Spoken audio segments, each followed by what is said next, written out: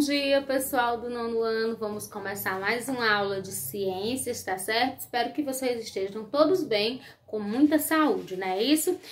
Vou começar com a correção da atividade da aula anterior, parabenizando quem está em dia com as suas atividades, e quem não está, corre, vamos pôr as atividades em dias, porque elas valem frequência e nota para avaliação, tá bom? A nossa atividade que nós vamos corrigir hoje é do dia 14, que foi a nossa última aula na quarta-feira passada. Primeira questão, o que são bases? São substâncias que, ao serem dissolvidas em água, liberam íons OH+, que são os chamados íons hidroxila, tá certo? Segunda, as bases são classificadas de acordo com o número de hidroxila presentes na molécula, que é o OH. Partindo dessa informação, responda. Letra A. Como se chamam as bases que têm uma hidroxila? São as monobases. Letra B. Como se chamam as bases que têm duas hidroxilas? São as dibases. E letra C. Como se chamam as bases que têm três hidroxilas? São as tribases. E letra D, não é isso? Como se chamam as bases que têm quatro hidroxilas? São as tetrabases. Então, letra A, monobase, segunda de base, 3 tribases e letra D, tetrabase. Terceira questão. Medicamentos conhecidos como antiácidos apresentam na sua constituição substâncias de caráter básico, porque eles são básicos e reagem com um ácido neutralizando. Então, eles têm caráter básico. Quarto, o que é uma reação de neutralização? É uma reação entre um ácido e uma base, liberando água e sal. 5. Cite o nome de uma base com grande importância industrial e diga como ela é utilizada.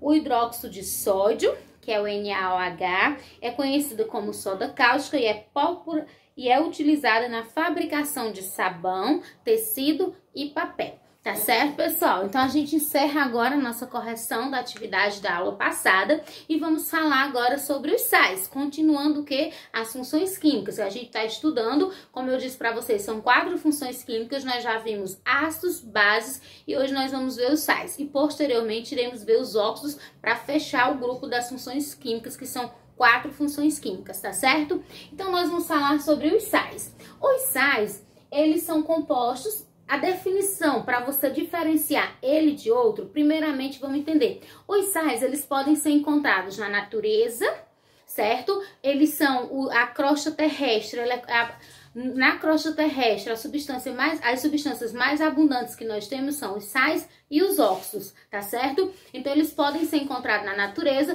mas eles também podem ser produzidos em laboratório através de uma reação de neutralização, que como a gente viu na outra aula, uma reação de neutralização é quando eu coloco um ácido para reagir com uma base. Como resultado dessa reação, eu vou ter a formação de água e um sal. Então, o sal é um composto que tanto pode ser encontrado na natureza, como pode ser obtido em laboratório pela reação de ácido com base, que eu chamo de reação de neutralização.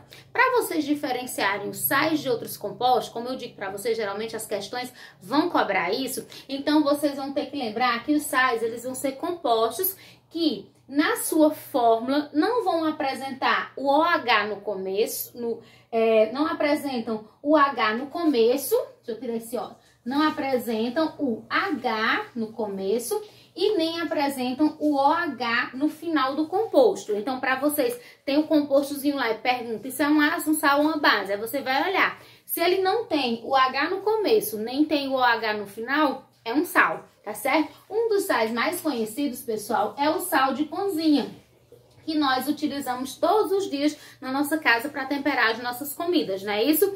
Então, o sal de cozinha, a fórmula dele é essa daqui, ó, que eu tô escrevendo, NaCl.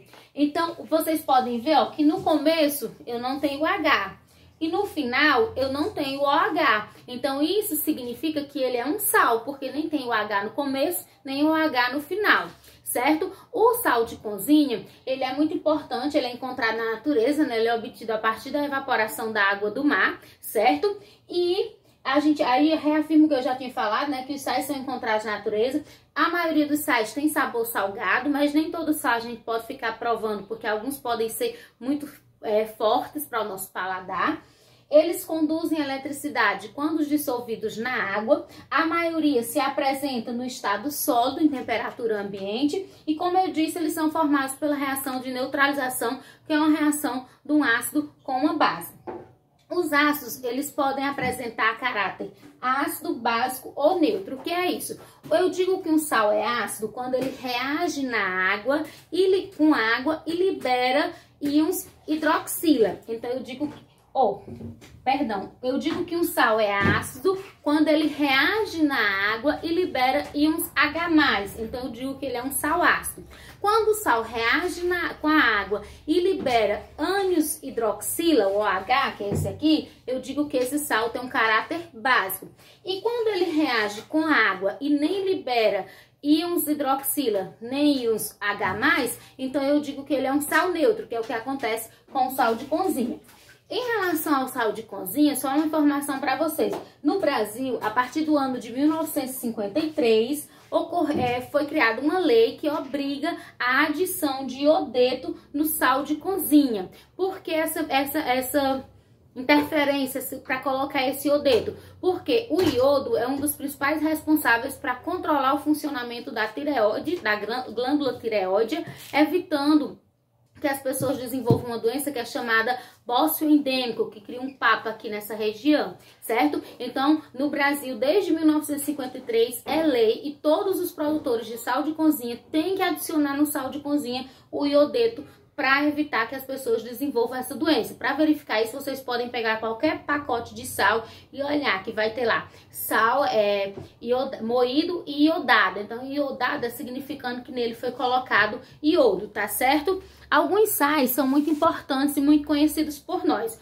O primeiro deles é esse que eu falei, né? Que é o NaCl, que é o sal de cozinha, que é utilizado para temperar as comidas, né? Isso.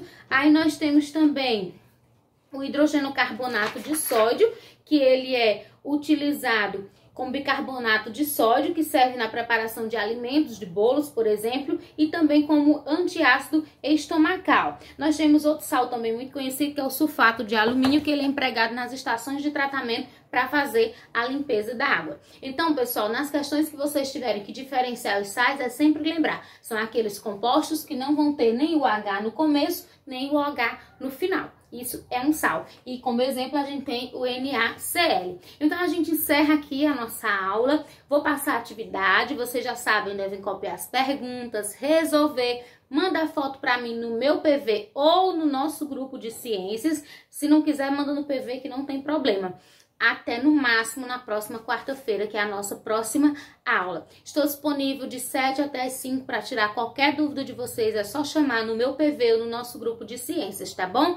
Lembrem-se que as atividades são frequência e também nota para avaliação. Então não deixem de fazer, tá bom? Qualquer coisa é só chamar e um abraço.